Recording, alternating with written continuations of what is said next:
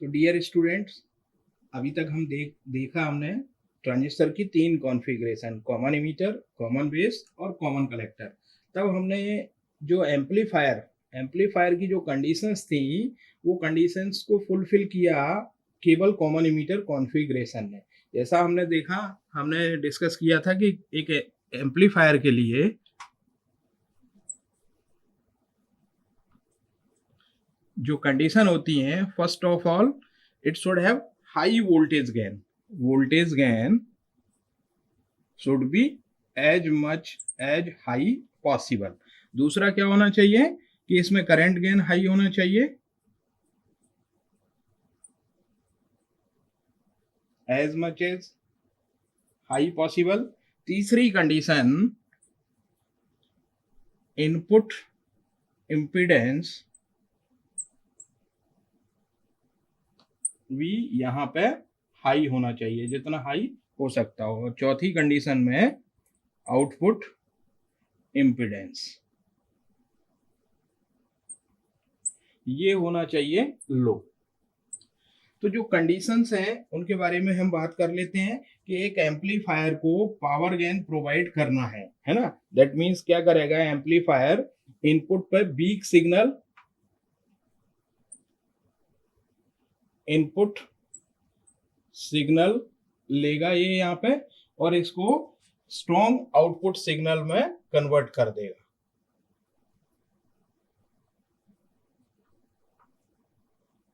That means amplifier, मैं एक just block diagram बना के दिखा रहा हूं आपको। एम्पलीफायर का क्या फंक्शन रहेगा वो देख सकते हैं हम यहाँ पे कि एम्पलीफायर, अगर ये एम्पलीफायर सर्किट है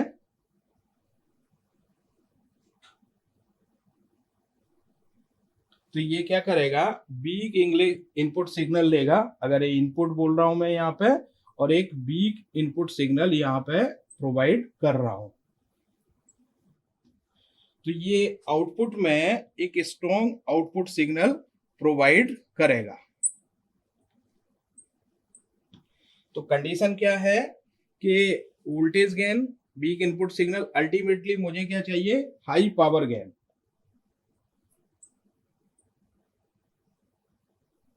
और हाई पावर गेन, पावर क्या होता है, अगर हम वोल्टेज करंट के रिलेशन से देखें तो power P is equal to V into आई।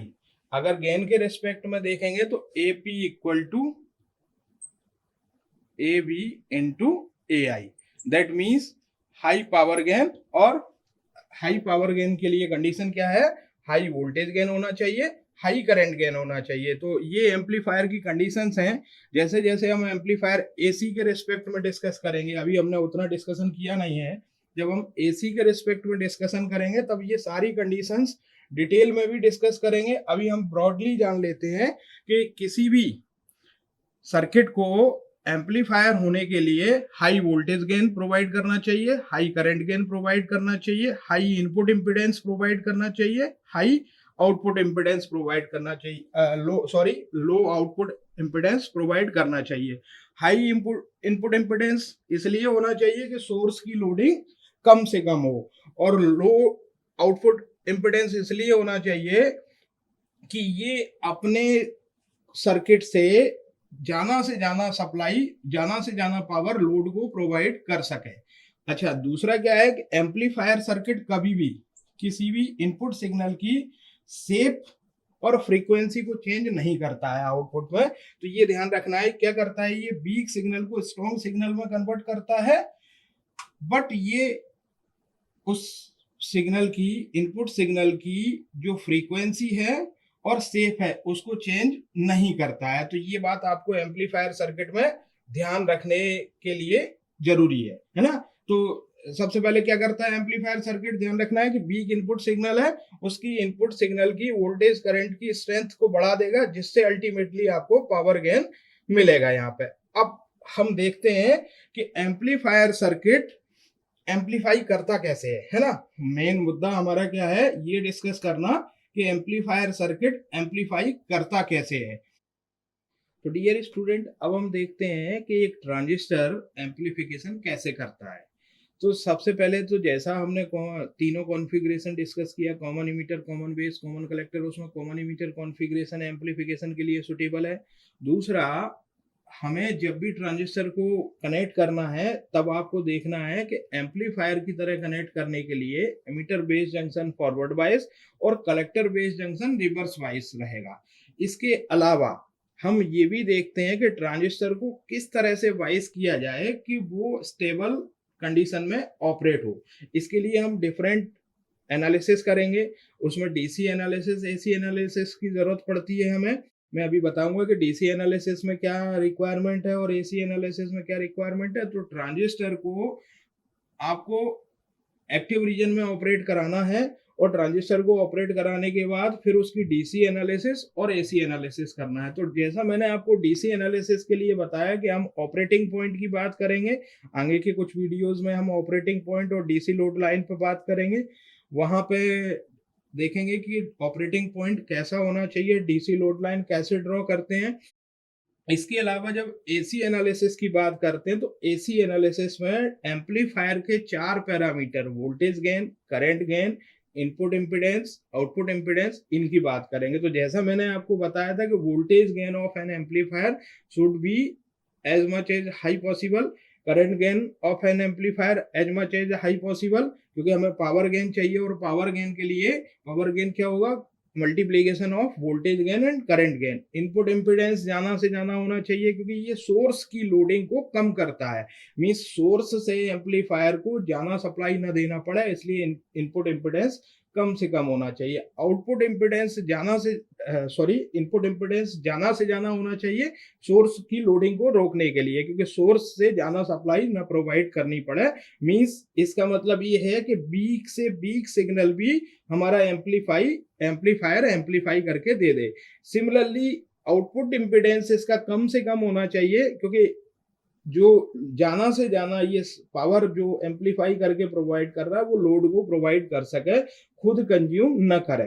तो अब हम एम्पलीफिकेशन एक्शन के लिए इसकी तो एम्पलीफिकेशन एक्शन के लिए हम क्या करते हैं, पहले तो डीसी सप्लाई देखते हैं कि डीसी सप्लाई प्रॉपर कनेक्ट है कि नहीं। और डीसी सप्लाई प्रॉपर कनेक्शन देखने के लिए डीसी वाइसिंग देखेंगे। पूरा जो 4 टाइप की वाइसिंग है उन वाइसिंग को डिस्कस करेंगे। बट अभी हम ब्रीफली यहाँ देख लेते हैं कि डीसी सप्लाई जो है वो ट्रांजिस्टर को एक्टिव रीजन में ऑपरेट कराने के लिए सफिशिएंट है कि नहीं। तो हमें क्या देखना है, ट्रांजिस्टर डीसी सप्लाई इस तरह से प्रोवाइड की जा रही है कि ट्रांजिस्टर एक्टिव रीजन में ऑपरेट हो रहा है कि नहीं। और दूसरा देखना है एसी एनालिसिस में, हमें देखना है एसी एनालिसिस में ये देखना है कि वीक एसी सिग्नल आउटपुट में एम्पलीफाई होके मिल रहा है कि नहीं। Input signal gets amplified. तो ये 2 चीज हमें चेक करनी है कि डीसी एनालिसिस के थ्रू हमें ये चेक करना है कि जो ट्रांजिस्टर है वो एक्टिव रीजन में ऑपरेट हो रहा है। तो इस समय जब एक्टिव रीजन में ऑपरेट हो रहा है उसमें आपको क्या देखना है कि emitter base junction emitter should be forward bias and collector base junction should be reverse bias. और इसके अलावा डीसी में आपको क्या करना है, load line and Q point. Similarly AC जब सिग्नल एनालिसिस करेंगे तब आपको current gain, voltage gain, input impedance and output impedance, ये 4 पैरामीटर श्योरली देखना है। अब हम डीसी एनालिसिस से स्टार्ट करते हैं एम्पलीफिकेशन एक्शन को। तो सबसे पहले देखेंगे, एक मैं फिक्स्ड वाइस, एक एग्जांपल के तौर पे एक फिक्स्ड वाइस सर्किट बना देता हूं। ट्रांजिस्टर की वाइसिंग है, fixed bias, self bias, fixed bias या सेल्फ वाइस के नाम से जाना जाता है। Voltage divider bias, collector bias, emitter base bias, इस तरह की वाइसिंग है। वो वाइसिंग भी हम डिटेल में देखेंगे। उससे पहले मैं एक सिंपल डीसी एनालिसिस के लिए एक सिंपल फिक्स्ड वाइज सर्किट ले लेता हूं और उससे हम एनालिसिस करके देख लेते हैं। तो मैं यहाँ पे एक सिंपल फिक्स्ड वाइज सर्किट बना रहा हूं जहां पे एक आरसी रेजिस्टेंस लगाया हुआ है और फिक्स्ड वाइज और बेस वाइज में एक आरबी रेजिस्टेंस लगाया हुआ है जो बेस से कनेक्ट किया हुआ है। यहाँ पे इनपुट डीसी एनालिसिस कर रहे हैं तो इनपुट इम्पिडेंस मैंने कुछ भी नहीं लिया है, एमीटर टर्मिनल को ग्राउंड किया हुआ है। यहाँ वोल्टेज जो है कलेक्टर पे V base collector ammeter voltage होगा, यहाँ बेस एमीटर के बीच में बेस एमीटर वोल्टेज होगा, यहाँ फ्लो होने वाला करंट आईसी होगा और ये वीसीसी सप्लाई से कनेक्ट किया हुआ है। ये यहाँ करंट फ्लो होने वाला करंट आईबी होगा। ये RB resistance for example value मैंने यहाँ पे ले लिया है आरबी की 1 मेगा ओम। यहाँ आरसी रेजिस्टेंस इसकी वैल्यू 5 किलो ओम ले ली है मैंने यहाँ पे, और बेस एमीटर वोल्टेज मैंने 0.7 वोल्ट ले लिया है, और ट्रांजिस्टर का जो बीटा है बीटा इसको 100 ले लिया है। तो ये पैरामीटर्स कुछ मैंने एज्यूम कर लिए हैं, इन पैरामीटर्स के बेसिस पे हम यहाँ पर डीसी एनालिसिस करेंगे। तो सबसे पहले इनपुट लूप में की बात करेंगे, बेस करंट के लिए बात करेंगे। तो इनपुट लूप में जब बात करेंगे तो आपको इक्वेशन होगी IB RB plus VCC minus V base emitter is equal to 0। जब इस इक्वेशन को IB के लिए सॉल्व करेंगे तब आपके पास 20 minus base emitter voltage 0.7 volt divided by RB और उसकी वैल्यू है 1 मेगा ओम, तो 1 इंटू 10 टू द पावर -6 और ये आपको प्रोवाइड करेगा 19.3 माइक्रो एम्पियर। इसके बाद IB की वैल्यू मिल गई। अब हम IC की वैल्यू सिंपली निकाल सकते हैं इससे। IC की वैल्यू क्या होती है, बीटा IB, तो बीटा की वैल्यू 100 और IB की वैल्यू 19.3 माइक्रो एम्पियर। जब ये सब्स्टिट्यूट करेंगे तब आपके पास 1.93 मिली एम्पियर वैल्यू IC की आ जाएगी।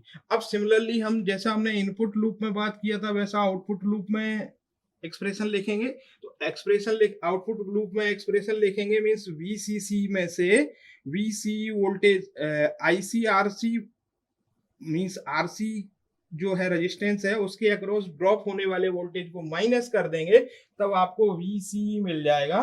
तो VCE equal to VCC minus ICRC that is equal to, value substitute करते हैं तो 20 माइनस IC की वैल्यू यहां से मिल गई है 1.93 into 10 to the power -3 into RC की वैल्यू 5 किलो ओम है तो 5 इंटू 10 टू द पावर 3।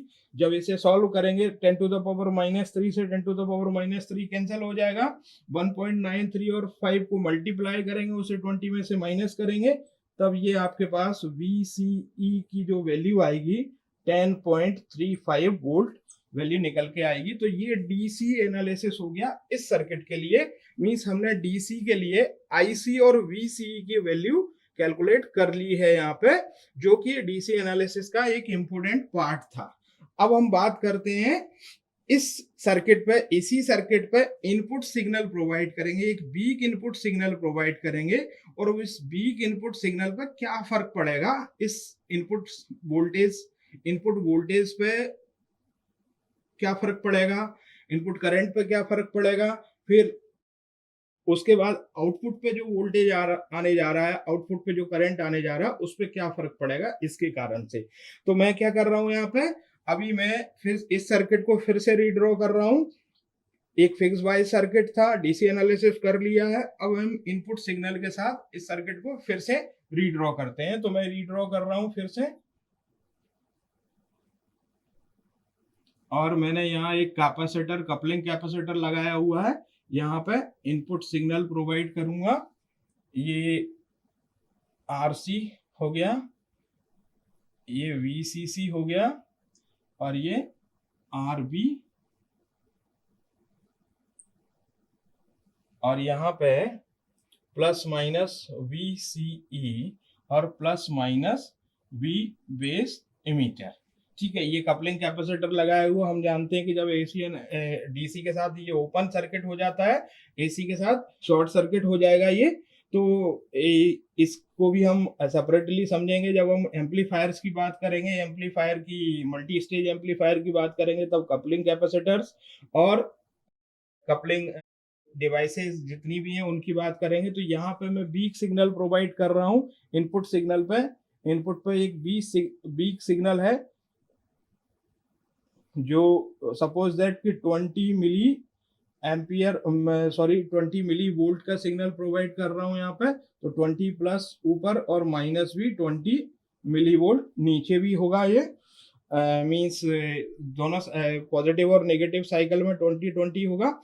जब ये इनपुट सिग्नल के साथ सुपर इम्पोज होगा ये सिग्नल, तो इनपुट सिग्नल के साथ सुपर, सपोज दैट कि इनपुट सिग्नल में आपने टोटल इनपुट सिग्नल में आपने डीसी बाइस वोल्टेज भी यहाँ अप्लाई कर रखा है और ये सिग्नल भी अप्लाई होगा। तो 0.7 प्लस 0.02 मिली वोल्ट में, इसलिए मैंने लिखा है यहाँ पे, और ये हो जाएगा 0.72 वोल्ट।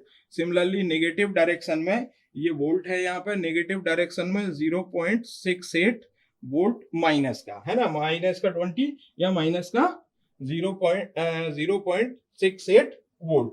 अब इसके करस्पॉन्डिंग इनपुट कैरेक्टरिस्टिक में देखेंगे हम चेंज। तो इनपुट कैरेक्टरिस्टिक क्या है, आईबी और वी बेस एमीटर के बीच में बनी थी। तो मैं आईबी और वी बेस एमीटर के बीच में इनपुट कैरेक्टरिस्टिक ड्रॉ करता हूं। तो इनपुट कैरेक्टरिस्टिक क्या थी, सिंपल डायोड की कैरेक्टरिस्टिक थी यहाँ पे, और सिंपल डायोड की कैरेक्टरिस्टिक में आईबी माइक्रो एम्पियर में था और वी बेस एमीटर वोल्ट में था। तो ये 3 वोल्ट के लिए सपोज दैट कि 1 वोल्ट यहाँ पे था 0.7 वोल्ट जहां से हमारा डायोड टर्न ऑन हुआ था, और ये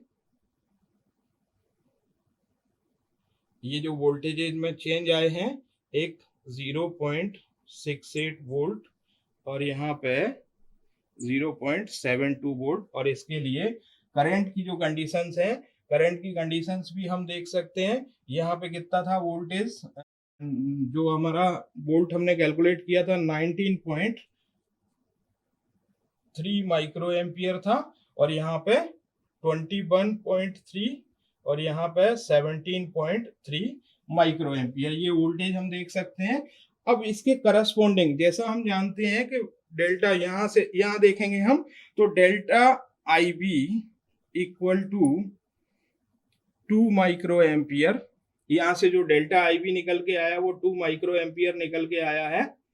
और इसी के करस्पॉन्डिंग देखेंगे तो delta I C that is equal to beta delta IB that is equal to 0.2 milli ampere. अगर क्योंकि बीटा टाइम्स है IC is beta times IB, तो यहाँ पे IC देखेंगे तो क्या होगा 2.2। अभी IC को जब प्लॉट करेंगे तो हम उसमें देखेंगे कि 2.2 मिली एम्पियर अपर साइड में, 0.2 का डिफरेंस है, तो 2.2 अपर साइड में और जो लोअर साइड में -1.8 मिली एम्पियर दिखाई देगा। अब ये डिफरेंस आने से क्या हुआ, हम रिलेशन जानते हैं VO is equal to VCC minus ICRC। अगर हम इस रिलेशन को डिफरेंशिएट कर दें, है ना, आउटपुट का जो रिलेशन है, इस इनपुट में जो वेरिएशन है उससे आउटपुट में कितना वेरिएशन होता है, ये यहाँ पे वो चेक करने के लिए अगर हम डिफरेंशिएट कर दें, तब हम पाएंगे कि डिफरेंशिएट डेल्टा V0, VCC तो कांस्टेंट है तो 0 हो जाएगा, RC कांस्टेंट है वैसे ही रहेगा, तो डेल्टा IC इंटू RC, ठीक है, ये आएगा। और इसके साथ अगर हम ये डिफरेंस 0.2 मिली एम्पियर का सब्स्टिट्यूट कर दें, 0.2 इंटू RC -1.3 रख रहा हूं मैं, 10 टू द पावर -3 रख रहा हूं, 5 इंटू 10 टू द पावर 3 रख रहा हूं, तो ये आ गया -1 वोल्ट। दैट मीन्स हमने जो चेंज किया इनपुट सिग्नल, 20 मिली वोल्ट का जो इनपुट सिग्नल था उसके करस्पॉन्डिंग आउटपुट वोल्टेज में -1 वोल्ट का चेंज आया। दैट मीन्स जो वोल्टेज गेन है अगर हम कैलकुलेट करें तो 1 divided by 20 milli volt, we are getting huge voltage gain. तो ये जो करेक्टरिस्टिक के थ्रू हमें मिला है, मीन्स वोल्टेज गेन मिला, और जैसा हम जानते हैं कि यहाँ पे करंट गेन क्या है, बीटा है, तो वोल्टेज गेन करंट गेन दोनों मिल रहा है। क्योंकि नेगेटिव साइन आ रहा है, तो नेगेटिव साइन हम जानते हैं कि कॉमन एमीटर कॉन्फ़िगरेशन में इन्वर्ट हो जाता है, आउटपुट सिग्नल इन्वर्ट हो जाता है। जब इस सिग्नल को अगर हम प्लॉट करेंगे तो प्लॉट करने पे हमें इस तरह से दिखाई देगा, ये सिग्नल